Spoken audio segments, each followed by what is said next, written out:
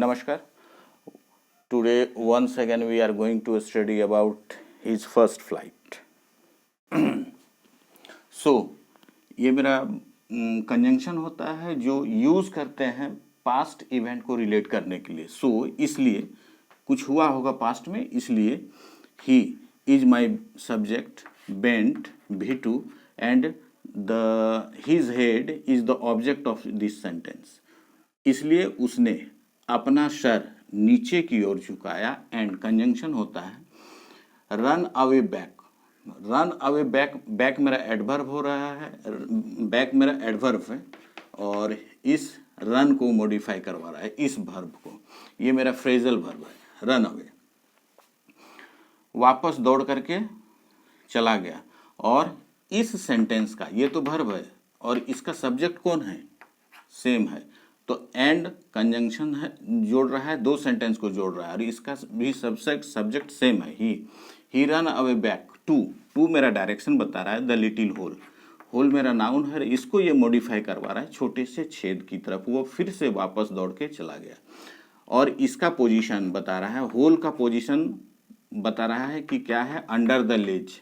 उस उभरे हुए चट्टान के नीचे में ये होल था, वहां पर वो वापस दौड़ के चला गया. वेयर ही स्लेप्ट, ये रिलेटिव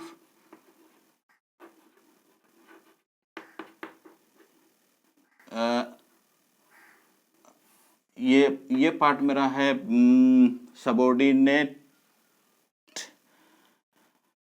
क्लाउज है.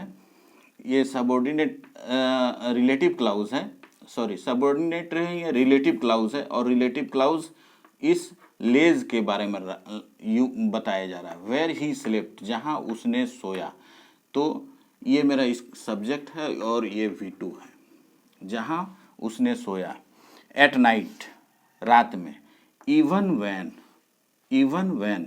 मतलब यहाँ तक, किसी सिचुएशन को बताने के लिए, किसी कंडीशन को बताने के लिए इतनी दूर तक काम हुआ, उसके बाद भी. तो even when each of his brothers, उसके प्रत्येक भाइयों और बहनें और बहन, छोटी बहन. हुज, ये फिर रिलेटिव क्लाउज है. हुज विंग्स, ये बिहेविंग एज कर रहा है सब्जेक्ट. हुज विंग्स, जिसके पंखे. वर, ये प्लूरल सब्जेक्ट है, प्लूरल वर्ब हो गया. हुज विंग्स वर फार शॉर्टर, मीन्स कंपैरिजन किया जा रहा है कि उससे बहुत छोटे थे. किससे, शैगुल से. देन कंपैरिजन के लिए यूज करते हैं हिज ओन. हिज ओन क्या, उसके अपने पंखे. Ran to the brink, ran to the brink.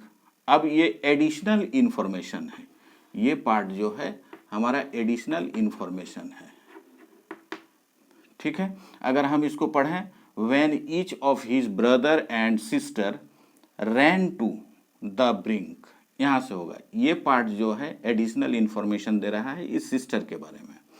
रैन कौन, तो his brothers and sisters ran, दौड़े. टू द ब्रिंक, उस पत्थर के किनारे की तरफ दौड़े. ब्रिंक किनारा होता है. फ्लैप्ड, फड़फड़ाया. देयर विंग्स, अपने पंखों को फड़फड़ाई, V2 है. एंड फ्ल्यू अवे, और उड़ करके दूर चली गई. कौन, उसके दो भाई, दो भाई नहीं, उनके भाई और बहन.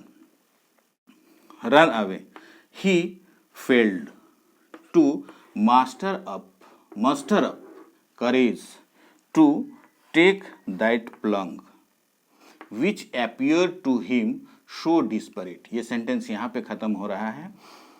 Run away to the brink, flapped their wings and flew away.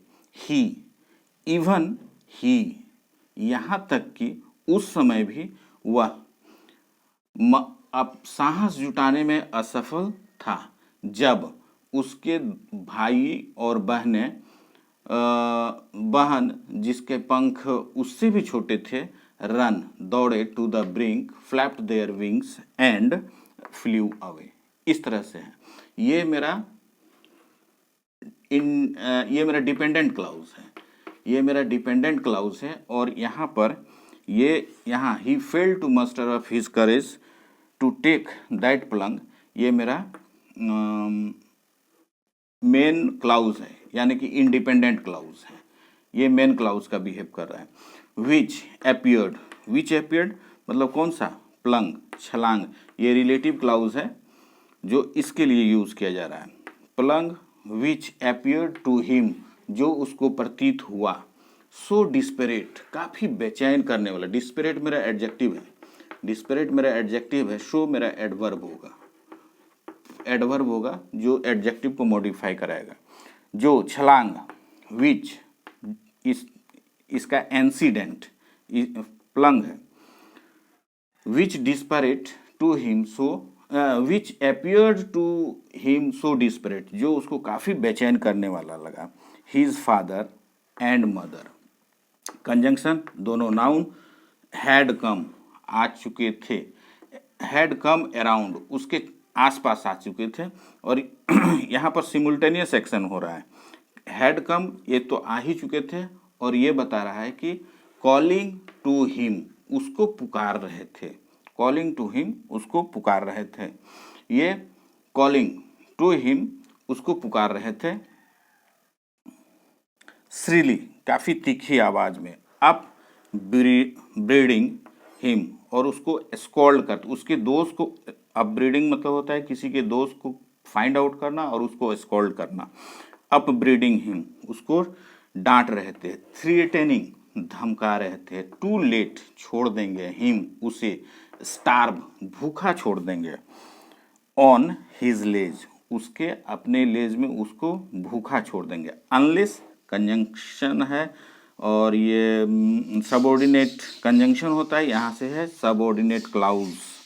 He flew away, वह वर्ब सब्जेक्ट हो गया, और फ्लीव अवे दौड़ करके, जब तक वह उड़ता नहीं है तब तक उसको उसके मम्मी पापा धमका रहे हैं कि उसको अपब्रीडिंग करेंगे, उसको डांट रहे थे, वो धमका रहे थे कि तुमको हम भूखा अपने ही स्लेज में छोड़ देंगे।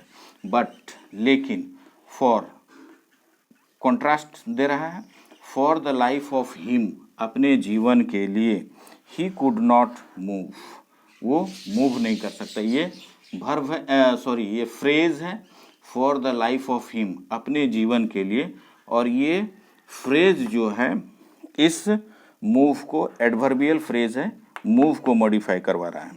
ही मेरा सब्जेक्ट हो गया, कुड नॉट मूव वह मूव नहीं कर सका, मतलब अपने जगह से हिल डुल नहीं कर सकता। दैट वाज 24 आवर्स एगो, और ये सब हो रहा था लगभग 24 घंटा पहले, या ऐसा हम बोल सकते हैं कि 24 घंटे बीत चुके थे। सिंस देन तब से, नोबडी कोई भी, had come, nobody means subject हो रहा है, हैड कम ये भीतरी का यूज किया जा रहा है, हैड कम नियर हिम उसके नज़दीक, तब से कोई भी नहीं आया था। Thank you.